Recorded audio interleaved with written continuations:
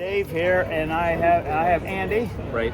And you are from Oregon, are you? That's right. All I right. live in the west side of Portland. One of the best things that we could know about how to talk to an Oregonian, what was that you were mentioning? In some parts of the country, you can assume that most of the population went to Sunday school at some point in their life. Maybe they went as a kid, they've walked away from their faith and not part of the church anymore. And so what the church is doing is kind of summoning them back to church. But I don't think that's true in Oregon. Yeah. I mean, you have, in many cases, the third generation of people here who have completely outside of the church. So they didn't go to Sunday school. Their parents didn't go to Sunday school. Maybe even their grandparents didn't go to Sunday school. So these people have no connection to the gospel. And if we just count on, we're going to create a great church and a vibrant youth program, and they're going to come, I don't think they are. I think we've got to go out and find them. All right. And that is, I think, the key to reaching someone in Oregon. This is Anna. Yes. You were saying you're a pastor, and you and your husband had a church? We did. We actually planted a church in 2018, Okay. and I'm an ordained pastor. And we found DMM. God told us to make disciples who make disciples. All right, so DMM, disciple. Disciple making movement. What did you do with the church? Do you still have the building, or you closed it? No, we closed the building.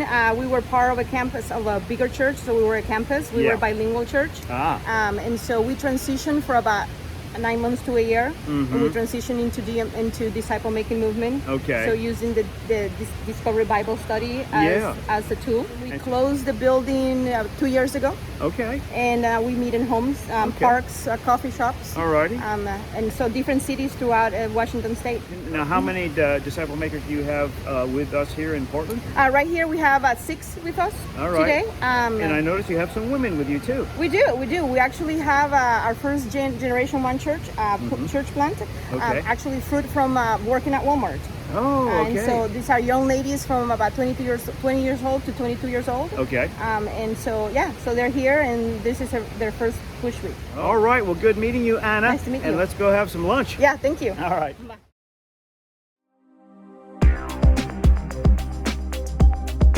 Before Christ, I was a drug addict, a violent gang member, and a drug dealer. You know what I mean?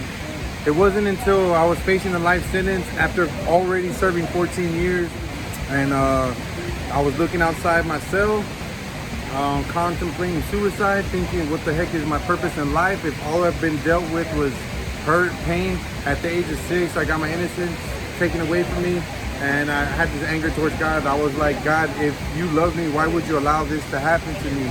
I got involved with drugs and gangs at 13, started doing time. And so I'm sitting in this cell, I made the news ready about to, do it. I have a neighbor knock on the door, boom, boom, boom. And he tells me, hey, can you turn on the light a little bit? Push the button and ask the lawman to dim the light. I did that, made another guy mad. He was another gang member. He started cussing me out, and I went from crying like a little boy to, hey man, who's this guy talking to me? God used that To wake you up. to wake me up, like snap out of it. I had already been like talking to God, like, man, if you're real, show me who you are.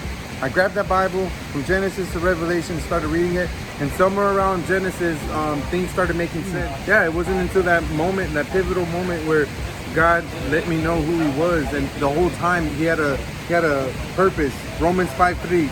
Not only do we give glory to the good things, right, but also to our sufferings, because through our sufferings can cost us perseverance, character, and character hope. So everything you went through and you've gone through in life is for a reason. So I came to God, been serving Him for 8 years, and now I just surrendered my life to Him, and He's blessed me beyond measure. Reconciled my relationship with my mom. I led her to Christ and got to baptize her. Led my wife to Christ, and she was a Jehovah's Witness for so long. Got to baptize her. My son reconciled that relationship. Now he shares the gospel and stuff, and we're waiting for a baptism with him. Yeah, awesome. Thank Yes, you sir. very much. Bye-bye.